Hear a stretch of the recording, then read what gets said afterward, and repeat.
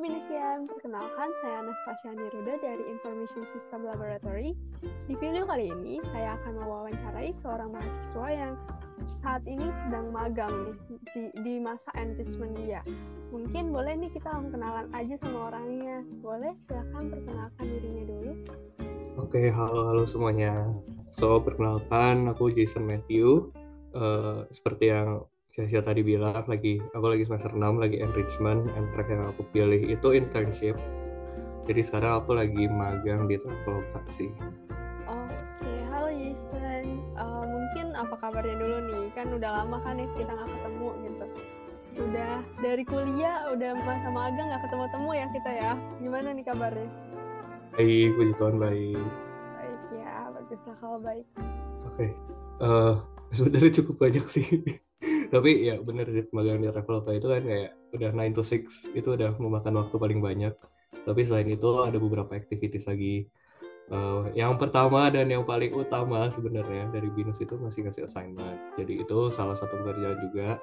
Tiap bulan ngerjain final report, itu juga kesibukan. Terus organisasi pun masih jalan, karena hitungannya kan masih mahasiswa ya.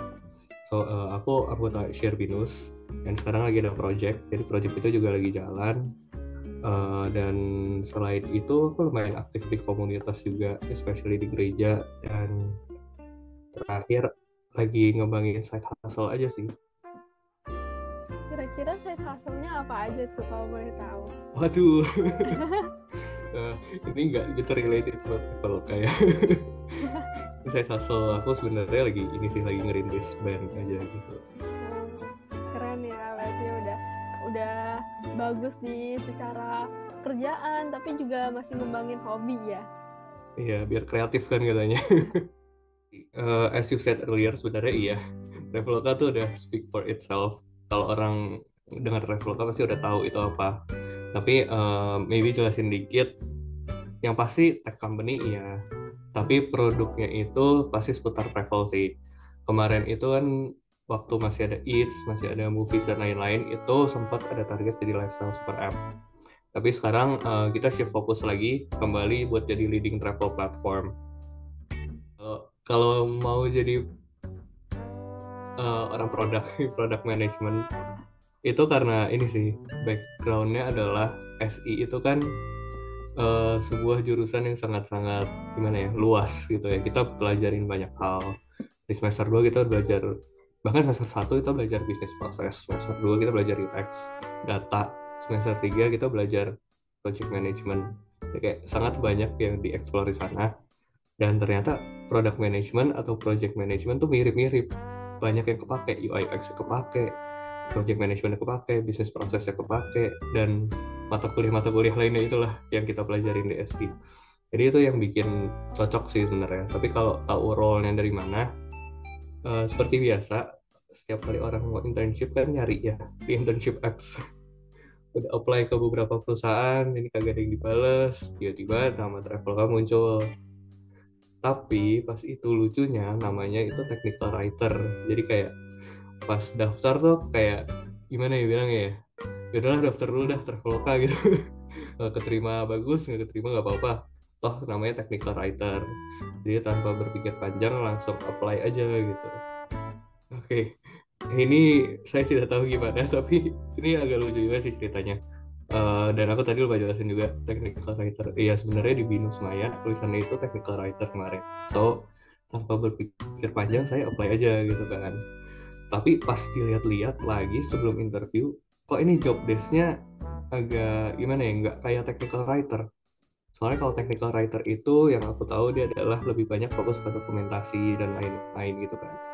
Tapi pas lihat job desk-nya itu ada kayak involved in user registration project gitu. Terus apalagi ya, pokoknya intinya ini kok kayak product management ya, nggak kayak technical writer. Jadi waktu interview itu aku tanya ke talent acquisition-nya, ke TA-nya, Kak ini sebenarnya role-nya gimana ya? Oh ini sebenarnya product management. Ya sudah, saya semakin senang. Jadi ya udah kita lanjut aja recruitment prosesnya. And singkat cerita ya saya di sini sekarang. Sebenarnya iya agak beda sih dari yang ditulis di job requirement. sama yang sebenarnya sehari-hari dijalanin. Em, Cuman yang pengen aku jelasin dulu sebenarnya, I think banyak orang yang akan beranggapan bahwa product manager itu kerjanya benar-benar kayak rilis fitur terus, meeting bikin PRD, meeting bikin PRD. BTW PRD itu product requirement document yang isinya kayak semua spesifikasi dalam suatu fitur gitu ya. Dan banyak orang berpikiran hidup kita seputar itu. Tapi turns out in a big company, sistemnya jauh lebih rumit daripada sekedar rilis fitur. Dan waktu dijalanin langsung, role itu ternyata banyak banget. Jadi kita tuh satu tim berempat, domainnya sama, user account and identity, itu ngurusin login register, terus onboarding slides. Anak binus pasti ngerti sih onboarding slides itu apa. Dan semua projectnya pun di situ seputar profile page, atau di kita namanya my account, onboarding, pin, dan lain-lain. Nah kita berempat tapi kita tuh megang beda-beda karena memang banyak hal yang harus dipegang gitu.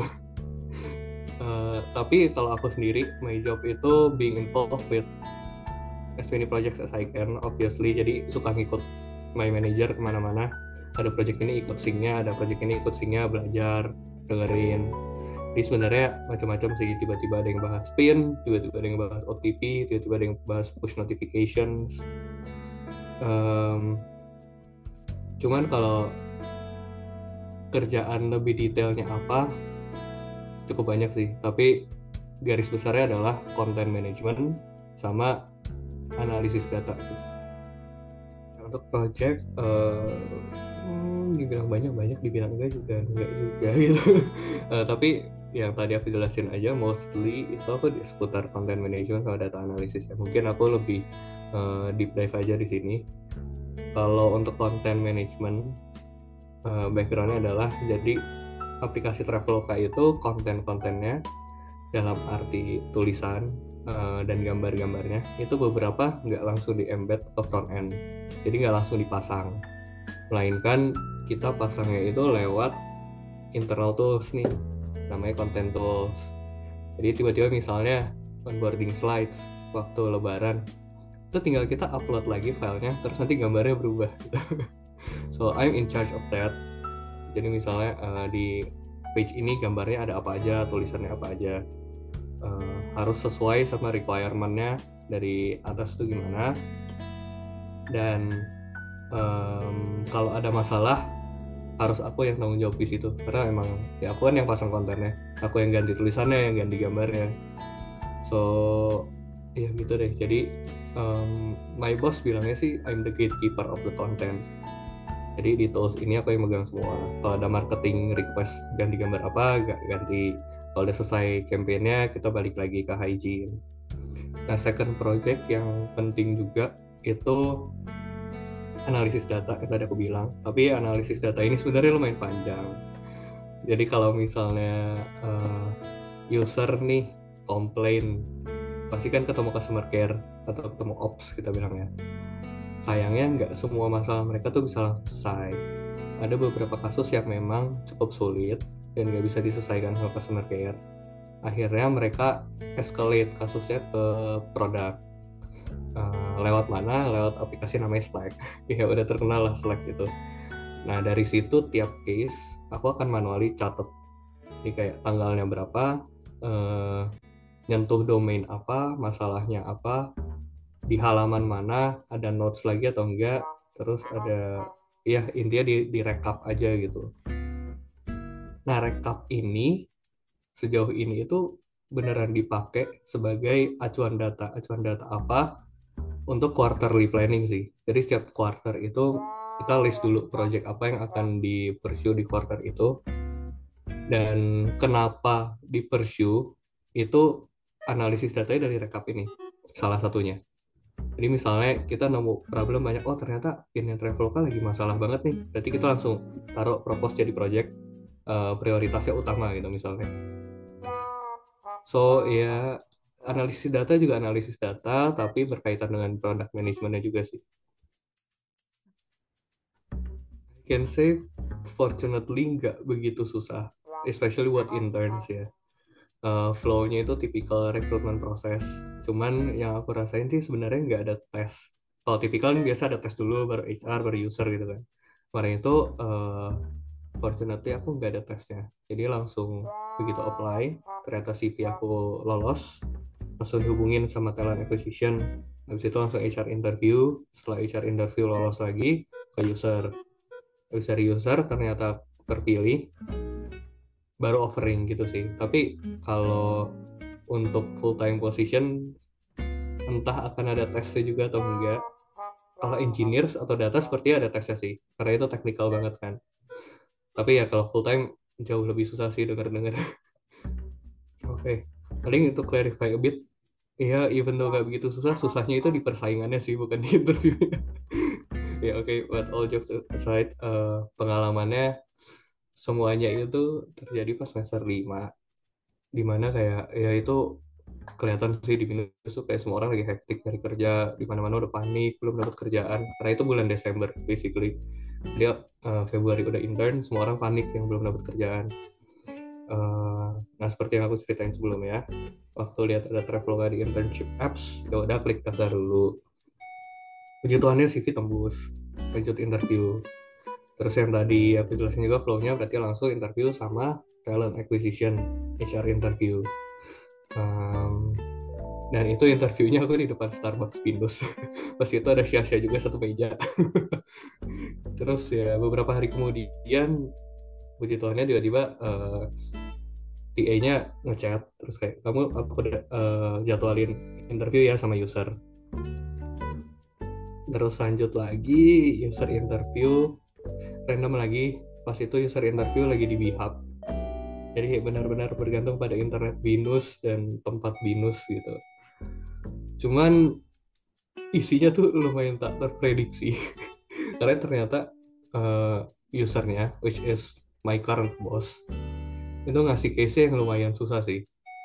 Jadi kayak tadi aku expect kan kayak, oh udah pernah pengalaman ini, terus technical ngerti apa aja. Ternyata dia nanyain banyak hal, dan salah satunya itu ada case yang lumayan susah. Aku spill aja kayak, how do you increase QR scanner usage gitu kayak. Buset nggak kepikiran gitu kan mas. Masalahnya ini app Traveloka gitu, gimana cara ningkatin QR. Itu tak terprediksi, jadi saya sempat panik pas interview. Tapi ya puji Tuhannya tetap diterima sih. Sih, yang mau aku highlight kalau in terms of skills sebenarnya soft skills sih. Kenapa? Karena product management or project management saudara kita itu dealing with a lot of stakeholders. Mungkin kalau project di corporate setting aku nggak gitu ngerti, tapi untuk produk kita tuh harus ngomong sama banyak orang, engineers, designer, sesama produk, marketing, kadang legal, apalagi ya banyak lah other business functions juga. Misalnya aku sendiri di platform harus ngomong sama tim produknya hotel, harus ngomong sama tim produknya flights gitu misalnya, itu bisa juga.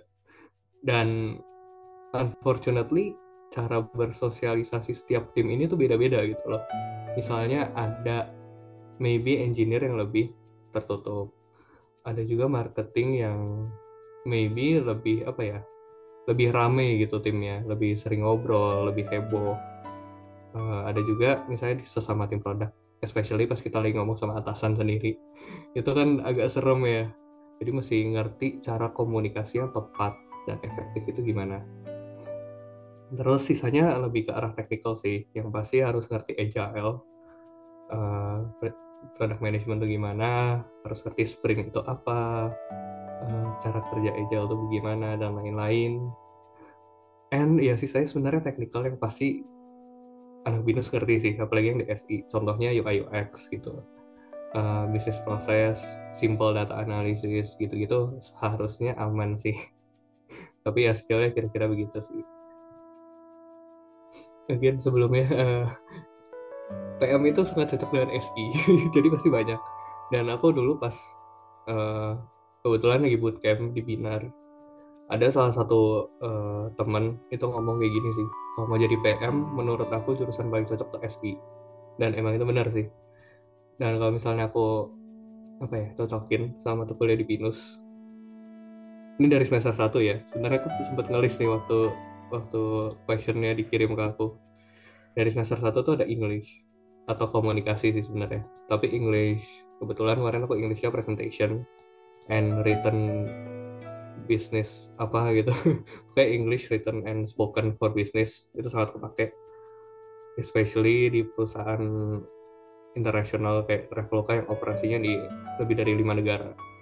Bisa ngomong sama orang, tiba-tiba ketemu orang Vietnam, tiba-tiba ketemu orang Thailand, harus ngomong pakai Inggris, itu udah biasa.